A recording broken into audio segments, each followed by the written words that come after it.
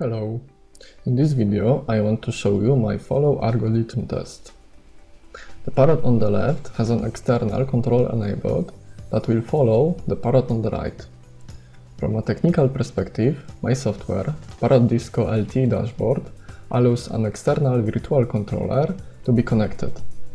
So, I created a controller that connects two parrots and, using telemetry data like location, altitude, speed and heading, follows the other one. The user must enable the external controller and then they lose control over the piloting.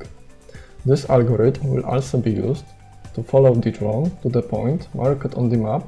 I called it Click and Fly.